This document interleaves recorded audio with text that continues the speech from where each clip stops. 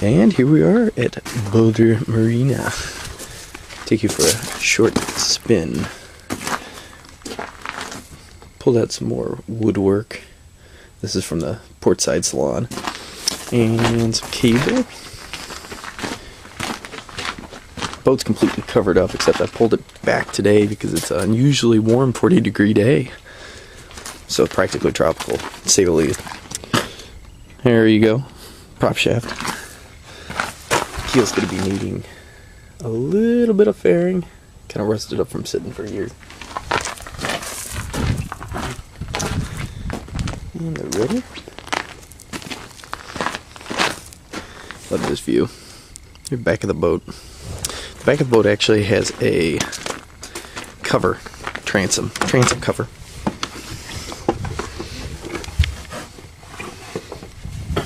Going up. Nice 6.5 foot long cockpit seat. Stretch out on.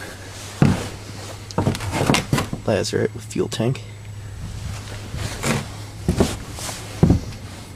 Instrument console. And going down below. Of course, it's a mess right now because I have half the woodwork. There's where the port woodwork that I had in the back of my truck, that's where that goes there. Have the other one at home already.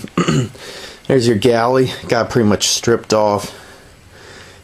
2 stainless sinks. It's got a small little fridge. It's actually a kind of like one of those Coleman coolers. You can kind of see the heat sink and a fan. So not really a true fridge. So probably work for now, but end up changing it out eventually. Got a 3-burner with oven. Do a little turnaround. Right back here is the aft cabin, which is decently pretty big considering.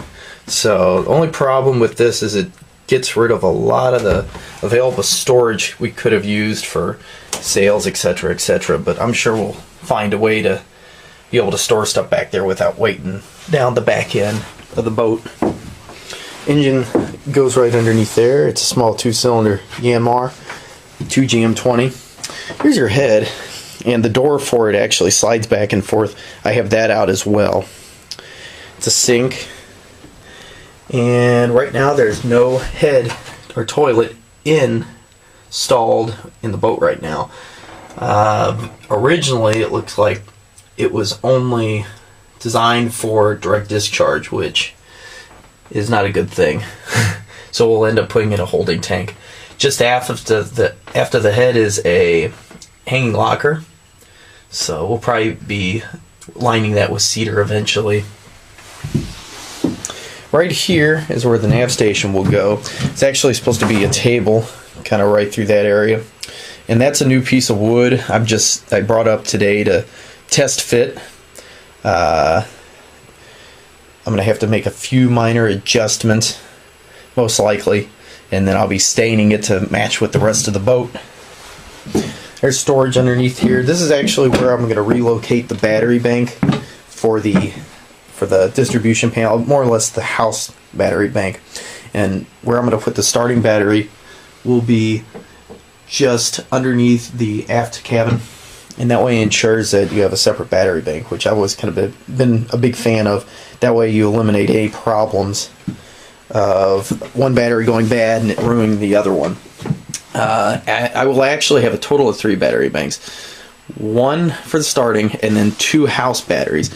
And the way that'll work, I'll have the house batteries on a 1-2 all switch, and that'll prevent if one battery goes bad in the bank, then I can always just switch over to the other side, because I've had more problems with one battery going bad and ruining another battery than just by keeping them hooked up in parallel like most people do. Got a small heater. There's a bulkhead leading up to the V-berth. V-berth looks tight, which it kind of is, but it's surprisingly roomy once you finally lay down. Little storage bins up there. Got a hatch I'm getting ready to replace. I'm just kind of waiting for the air to warm up. I kind of wish I would have brought my 5200 so I could have stuck it in there today, but that'll be the project for the next time.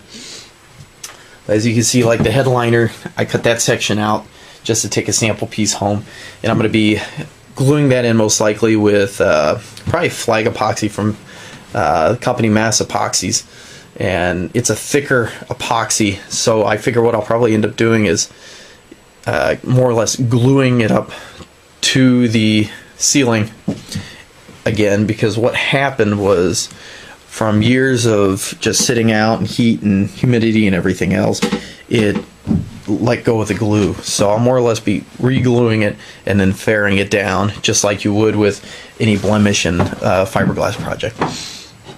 But that's pretty much it for now. So quite a bit of work ahead of us, but looking forward to it. Till next time, over and out.